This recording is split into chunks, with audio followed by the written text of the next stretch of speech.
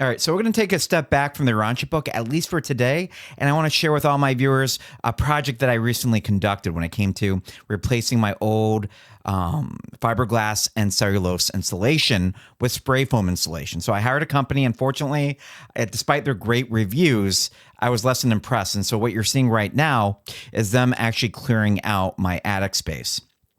So you'll notice that any type of trash that they discovered, they tried to leave in place. You're going to see a electrical outlet in a second that's completely disconnected that they just tossed in place.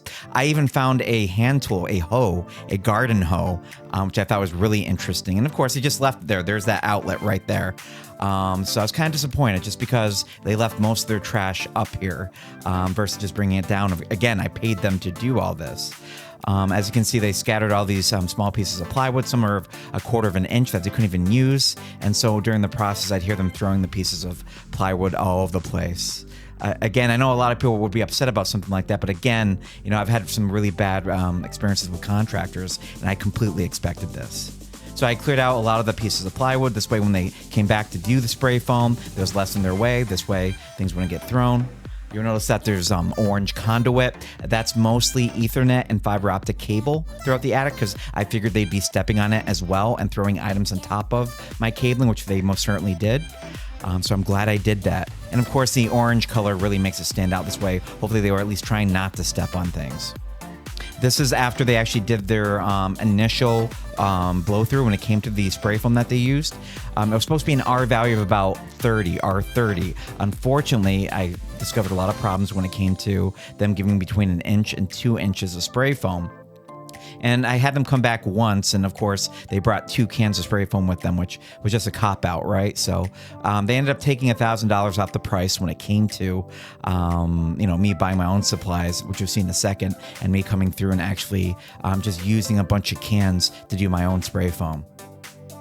So in the corner in the screen right now, you can kind of see my cassette ductless unit. It's not really common when it comes to most households. Most households, if you have a ductless unit, it's a wall unit. This one actually goes in your ceiling. I prefer them. They're just a lot harder to install. I actually put that one in myself. So I'll have everybody take a look right now. We'll switch over in a second.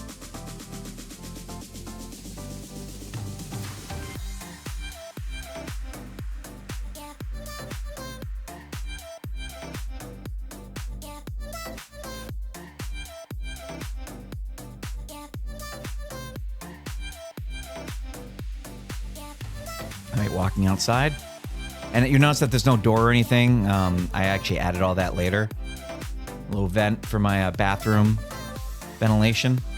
All right, so in the corner of the picture here, I want everybody to take a look at the skylight box that you can see to the left, top left corner of the screen.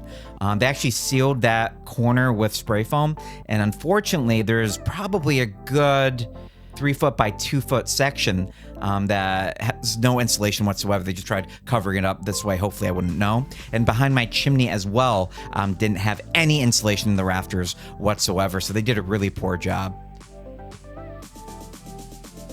All right, now you're actually looking into the almost final product that I did. I created a door, did some fire block when it came to open cell spray foam insulation that I used.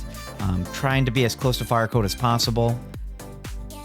You notice a lot more insulation in the rafter of spray foam insulation. I think they're about 24 ounces. A few cans were 36 ounces-ish. So trying to get as close to R50 as possible. All right, well, hopefully you guys enjoyed the video. As always, be very cautious when you have a contractor in your attic because, of course, nobody cares about your house as much as you do. All right, I'll see you on the next video on the Urantia Book.